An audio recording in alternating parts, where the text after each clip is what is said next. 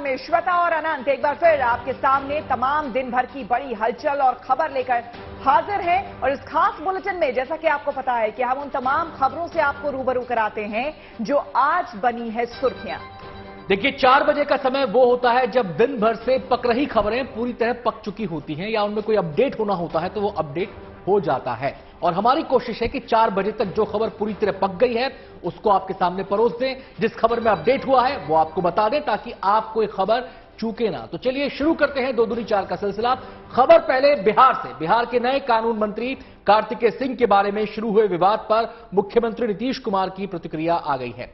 RJD के कोटे से मंत्री बने कार्तिकेय सिंह के बारे में बोलते हुए नीतीश ने कहा कि उनके ऊपर लगे आरोपों के बारे में कोई जानकारी उन्हें नहीं थी। वैसे ये हैरान करने वाला है, दरअसल राजद विधायक और अब कानून मंत्री कार्तिकेय सिंह के खिलाफ 16 अगस्त को कोर्ट ने सरेंडर करने का वारंट जारी किया था, लेकिन उन्होंने कोर्ट में सरेंडर नहीं किया बल्कि 16 अगस्त को कैबिनेट मंत्री के रूप में शपथ ग्रहण कर ली। कार्तिकेय सिंह के खिलाफ अपहरण का केस दर्ज है। जी हां, और यह मसला लगातार बिहार की सियासत में सुर्खियों में बना हुआ है। अभी नई सरकार के गठन को, औपचारिक तौर पर गठन को जुम्मा एक दिन गुजरा है। मंत्रियों के विभागों का बंटवारा हुआ है, एक दिन पहले शपथ ग्रहण हुआ है और उसके तुरंत बाद ही यह विवाद सामने आ गया। मानो बीजेपी को तो बैठे बिठाए बटेर हाथ लग गया है, क्योंकि बीजेपी अब इसे मुद्दा बना रही है। बिल्कुल, अब इस पूरे मामले पर देखिए सियासत जो है वो शुरू हो गई है। अब इस पूरे मामले को लेकर बिहार के सीएम यानी कि नीतीश कुमार क्या कह रहे हैं और साथ ही साथ सुशील कुमार मोदी का क्या कहना है, आइए सुनते हैं। नहीं, वो नहीं पता, इसके बारे में जानकारी हमको मिली।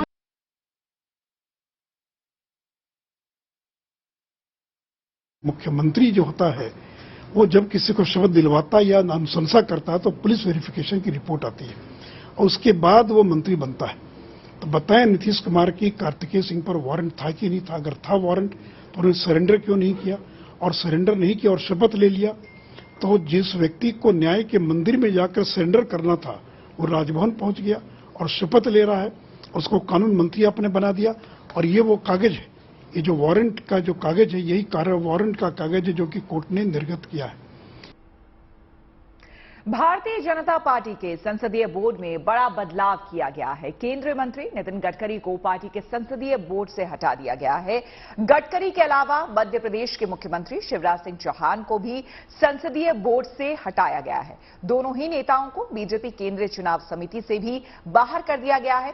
एक तरफ जहां केंद्रीय मंत्री नितिन गडकरी और मध्य प्रदेश के मुख्यमंत्री शिवराज सिंह चौहान को बोर्ड से हटाया गया है, तो वहीं बीएस येदियुरप्पा, सुधा यादव, इकबाल सिंह लालपुरा, सर्बानंद सोनोवाल के लक्ष्मण को नए सदस्यों के रूप में संसदीय बोर्ड में शामिल किया गया है। तो संसदीय बोर्ड के इन नामों का अब खुलासा हो गया है। वैसे कई नाम जो इसमें से हटाए गए हैं उन्हें देखकर हो सकता है लोगों को हैरानी हो। उनमें सबसे जो अहम दो बड़े नाम हैं वो हैं शिवराज सिंह चौहान और नितिन गडकरी के। अब ये संसदीय बोर्ड के सदस्य नहीं है। नई लिस्ट, नई सूची जारी कर दी गई है और जिन लोगों को बोर्ड से हटाया गया है उनमें कुछ और नाम भी शामिल हैं। बीएस येदियुरप्पा, सुधा यादव, इकबाल सिंह लालपुरा, सर्बानंद सोनोवाल, लक्ष्मण को नए सदस्यों के रूप में संसदीय बोर्ड में शामिल किया गया है। यानी कि ये लोग शामिल किए गए हैं और बाकी शिवराज सिंह चौहान और गडकरी को संसदीय बोर्ड से अब हटा दिया गया है।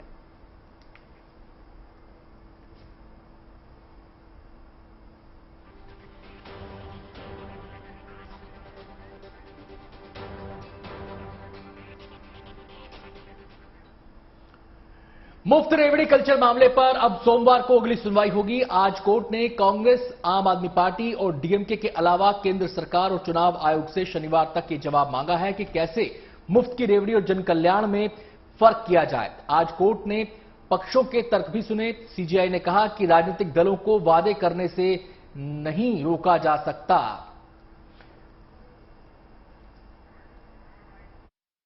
मैं पिटिशनर हूं, मुझे भी बताना है, गवर्नमेंट को भी बताना है, इलेक्शन कमीशन को बताना है। इसके अलावा और भी जो 2-3 पॉलिटिकल पार्टी आई हैं, कांग्रेस आई है, आम आदमी पार्टी आई है, डीएमके आई है, उनको भी सैटरडे तक यही बताना है कि डिफरेंस कैसे किया जाए, मुफ्तखोरी क्या है, मुफ्त की रेवड़ी क्या है और वास्तव में जन कल्याण क्या है। चलिए बढ़ेंगे अगली खबर की ओर। आपको बता दें कि बॉलीवुड एक्ट्रेस जैकलिन फर्नांडिस की मुश्किलें एक बार फिर से बढ़ गई हैं। ईडी ने एक्ट्रेस को 215 करोड़ रुपए की रंगदारी के मामले में आरोपी बनाया है। सूत्रों से मिली जानकारी के मुताबिक जैकलिन के खिलाफ ईडी चार्जशीट दाखिल करेगी। ईडी का मानना है कि जैकलिन को पहले से ही पता था ठग सुकेश एक अपराधी है और जबरन वसूली करने वाला है। उसके बावजूद उससे दोस्ती रखी और अब इस पूरे मामले में जैकलिन फंसती नजर आ रही हैं। आपको बता दें कि सुकेश फिलहाल जेल की सलाखों के पीछे है। उस पर मनी लॉन्ड्रिंग के गंभीर आरोप लगे हैं और उसके बारे में यह कहा जाता है, यह आरोप है कि अपने शोशेबाजी के जरिए उसने कई बड़े नामों को अपने जाल में फंसाया। उनमें से जैकलिन फर्नांडिस भी एक नाम है। कई महंगे महंगे गिफ्ट जैकलिन फर्नांडिस को भी दिए गए। ये बातें भी जांच के दौरान सामने आई हैं। लेकिन अब यह मसला केवल गिफ्ट लेने और देने तक सीमित नहीं रहा है। मनी लॉन्ड्रिंग के इस मामले में अब कानून का शिकंजा जैकलिन फर्नांडिस पर भी कसने लगा है। और अब रुख करते हैं अगली खबर का। महाराष्ट्र के गोंदिया में मालगाड़ी को पीछे से दूसरी पैसेंजर ट्रेन ने टक्कर मार दी, जिससे 50 यात्री घायल हो गए हैं, जबकि 13 लोगों की हालत गंभीर है। पैसेंजर ट्रेन रायपुर से नागपुर जा रही थी। इस हादसे में 3 डब्बे पटरी से उतर गए। बीती रात यह हादसा हुआ और इसके पीछे सिग्नल को लेकर तकनीकी गड़बड़ी को वजह माना जा रहा है।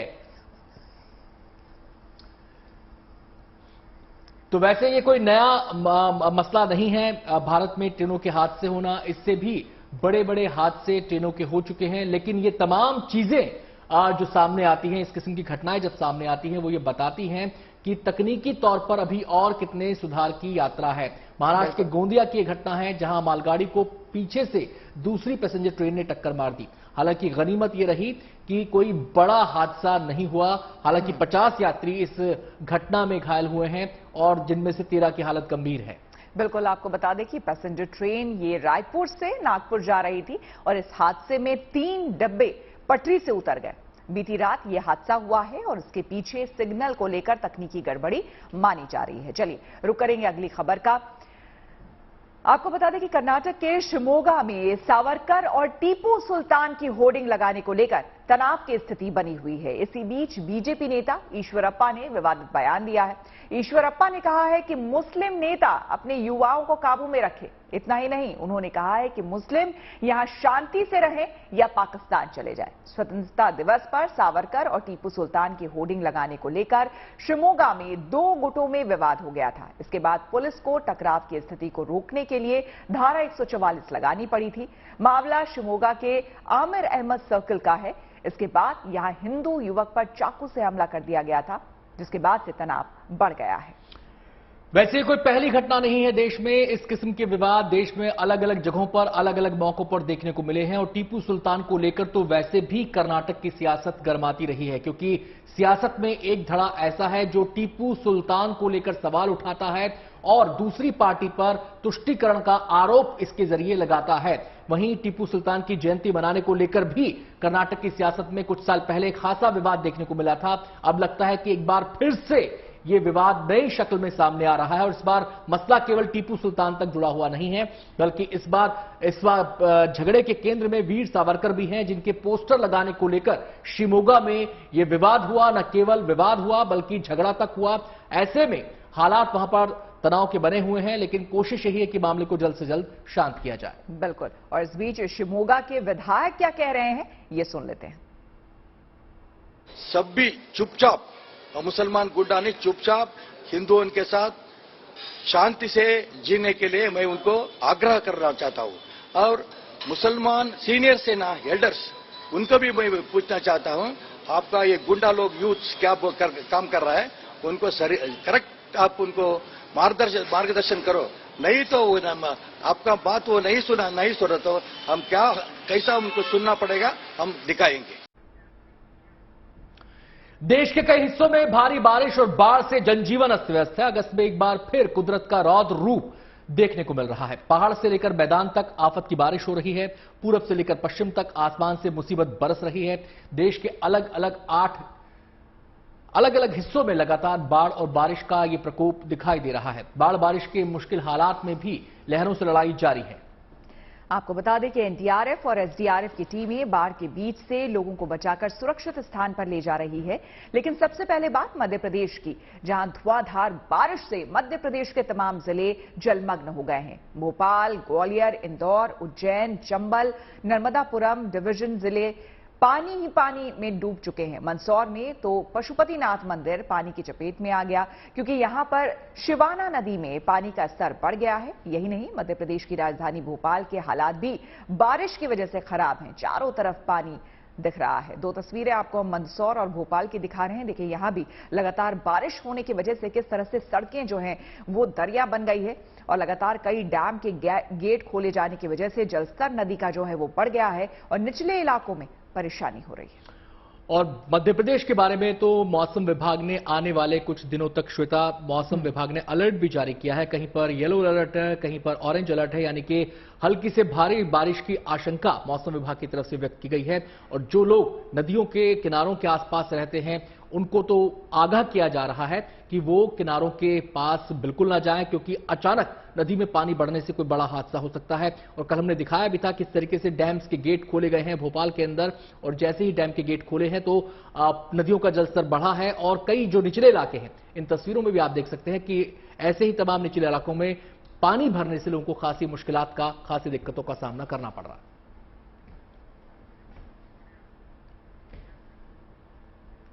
चलिए आपको बता दें अब खबर राजस्थान से। राजस्थान के भी कई इलाकों में बारिश का दौर जारी है। फतेहपुर में देर रात हुई बारिश के बाद कई इलाके जलमग्न हो गए हैं। फतेहपुर के नवलगढ़ पुलिया के रेलवे अंडरपास के बरसाती पानी में स्कूल की बस यहां फंस गई, जिससे बस में सवार स्कूली बच्चे घबरा गए। और लेकिन गनीमत की बात यह रही कि बस को जेसीबी की सहायता से बाहर निकाल लिया गया। वहीं शहर के पुराने सिनेमा हॉल नागिन ली प्रिंस हवेली इलाके में जलजमाव देखा जा रहा है। राजस्थान के बारां के छबड़ा के नवाबपुर गांव में भी नदी के ऊपर बनी पुलिया जर्जर हो चली है, जिससे नदी में पानी आने से ग्रामीणों और स्कूल आने जाने वाले बच्चों को भारी परेशानियों का सामना करना पड़ रहा है और जान जोखिम में डालकर पुल पार करना पड़ रहा है। पुलिया कई सालों से टूटी पड़ी है। ऐसे में भारी बरसात के चलते मुसीबत और बढ़ गई है, और यह मुसीबत इसलिए बढ़ी है क्योंकि इस पुलिया की जर्जर हालत को देखें और फिर जलधारा को देखें तो कोई बड़ा हादसा कभी भी यहां हो सकता है। फिलहाल दो तस्वीरें आपके सामने हैं, एक फतेहपुर शेखावटी की और दूसरी बारां जिले की, जहां एक पुलिया जो लोगों के आवागमन का साधन है, दो सिरों को जोड़ने का जरिया है, उसी पुलिया पर अब आफत की बारिश मंडरा रही है और लोग खुद को खतरे में डालकर इस पुलिया के जरिए जैसे तैसे रास्ता क्रॉस कर रहे हैं।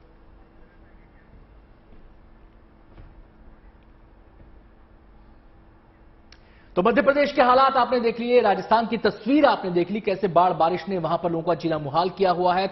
अब हम रुख करते हैं एक और राज्य का, और यह राज्य है गुजरात। गुजरात में एक बार फिर कुदरत ने बारिश के रूप में कहर बरपाना शुरू कर दिया है। भारी बारिश की वजह से जलस्तर बढ़ने के बाद अहमदाबाद में सरदार सरोवर नर्मदा डैम के 23 गेट खोल दिए गए हैं। गेट खोलने से भरूच के नजदीक गोल्डन ब्रिज के पास पानी का स्तर बढ़ने लगा है। यही नहीं, ओंकारेश्वर डैम से भी पानी छोड़ा जा रहा है, इसलिए प्रशासन ने करजन, डभोई और शिनोर तालुका में चेतावनी जारी कर दी है। आपको बता दें कि सूरत में हालात कुछ अच्छे नहीं हैं। यहां भी शहर के कई इलाकों में अच्छी बारिश हुई है, जिससे कि कई इलाकों में जलभराव के हालात पैदा हो गए हैं। सूरत में मीठी खाड़ी में जलस्तर बढ़ने से बाढ़ का खतरा मंडराने लगा है। हालांकि अभी से ही सूरत के निचले इलाकों में रास्ते तालाब जैसे हो गए हैं, घरों में पानी भर गया है। तापी नदी का जलस्तर भी तेजी से बढ़ रहा है। यहां एक पुल भी क्षतिग्रस्त हो गया है। तो लगातार बाढ़ और बारिश का कहर देखने को मिल रहा है अलग अलग राज्यों में, जैसा कि हमने आपको दिखाया है। फिलहाल आप तस्वीरें अहमदाबाद और सूरत की देख रहे हैं। देखिए शहरों में क्या हालत है। आपको लगेगा कि शायद ये कोई निचला इलाका है जहां पर बाढ़ और बारिश की वजह से आपको इस तरह की तस्वीरें नजर आ रही है, लेकिन देखिए शहरों में क्या हाल है। आपको सूरत की तस्वीरें देखिए कि सड़कें किस तरह से यहां धंस गई है, कई जगह पे फट गई है सड़कें बीच में, और ट्रैफिक को भी किस तरह से ये बाधित कर रहा है वो भी देख सकते हैं। वैसे कोई नई तस्वीर नहीं है श्वेता। जब भी बरसात के दिन आते हैं, मानसून का वक्त आता है, तो तमाम सिविक एजेंसियां तमाम दावे करती हैं कि तैयारी मुकम्मल है, तैयारी पूरी कर ली गई है, लेकिन ये तमाम दावे पानी में ऐसे ही बह जाते हैं, सड़कें गायब हो जाती हैं, सीवर ओवरफ्लो करते हैं, नदी नाले भरे रहते हैं और लोगों को दिक्कतों का सामना करना पड़ता है। बिल्कुल। चलिए बढ़ेंगे अगली खबर की ओर। आपको बता दें कि 2 दिन के बाद कृष्ण जन्माष्टमी है। ऐसे में नंद गोपाल के स्वागत की तैयारियां जोर शोर से चल रही हैं। श्री कृष्ण के मनमोहक वस्त्रों और आभूषणों से लेकर रंग बिरंगी पालकियों से बाजार पड़ गया है। ये रौनक अंबाला के बाजारों में भी देखने को मिल रही है। कोई बाल गोपाल की मूर्ति खरीद रहा है तो कोई नंद लाल के लिए मनमोहक पोशाक खरीदने में लगा है। दुकानों में कान्हा के रंग बिरंगे वस्त्रों के अलावा राधा रानी के श्रृंगार का सामान भी मौजूद है। कोरोना की वजह से भले ही 2 साल से कृष्ण जन्मोत्सव धूमधाम से नहीं मनाया जा सका हो, लेकिन इस बार भक्त अपने आराध्य की उपासना में कोई कमी, कोई कसर छोड़ना नहीं चाहते हैं। बाजार में इस बार सबसे ज्यादा मांग नंद गोपाल की पालकी की है। अलग अलग तरह की पालकी बाजार में उपलब्ध हैं और लोग उन्हें बढ़ चढ़कर खरीद भी रहे हैं। बाजार पूरी तरह से जन्माष्टमी से जुड़े सामानों से पटे हुए हैं, चाहे वो पीतांबर की खरीदारी हो, चाहे वो बांसुरी की खरीदारी हो। और कृष्ण जन्माष्टमी के मौके पर श्वेता, आपने देखा होगा, खासकर माताएं जो होती हैं वो अपने बच्चे को बाल गोपाल के रूप में सजाना चाहती हैं और वो पोशाक भी खासी डिमांड में यहां पर दिखाई दे रही है। राधा कृष्ण जी के, लड्डू गोपाल जी के वस्त्रों की खरीदारी करने के लिए यहाँ पे आते हैं। पिछले 1-2 साल में हम उतनी धूमधाम से नहीं मना पाए जन्माष्टमी, क्योंकि कोरोना था, लॉकडाउन की वजह से सब कुछ ओपन नहीं था। लेकिन इस साल सारे बाजारों में पूरी खुशहाली है और धूमधाम है, तो हमने खरीदारी की। अब की बार हम बहुत अच्छे से धूमधाम से जन्माष्टमी मनाएंगे। और कृष्ण जन्माष्टमी के बाद आएगा एक और पर्व, गणेश चतुर्थी का पर्व। गणेश चतुर्थी को लेकर भी बाजारों में रौनक दिखने लगी है। गणपति के स्वागत की तैयारियां शुरू हो चुकी हैं। कहीं मूर्तियां गढ़ी जा रही हैं तो कहीं मूर्तियों में रंग भरे जा रहे हैं। उत्तर प्रदेश के कानपुर में भी मूर्तिकारों ने गणेश जी की एक से बढ़कर एक सुंदर प्रतिमाएं बनाई हैं। यहां मूर्तिकारों ने 2 फीट से लेकर 6 फीट ऊंचे गणपति बनाए हैं। बिल्कुल, आपको बता दें कि कानपुर के कारीगरों ने इस बार गणपति की सजावट तिरंगे के रंगों से लेकर किया है, जिसमें देशभक्ति का रंग घोला जा रहा है। गणेश चतुर्थी भाद्र मास की शुक्ल पक्ष की चतुर्थी तिथि को मनाई जाती है। इस साल ये तिथि 31 अगस्त को पड़ रही है। बीते 2 साल में कोरोना के कारण गणेश चतुर्थी के मौके पर वैसी रौनक दिखाई नहीं दी। हालांकि इस बार इसे लेकर लोगों में काफी उत्साह है और मूर्तिकारों को भी अच्छी बिक्री की उम्मीद है।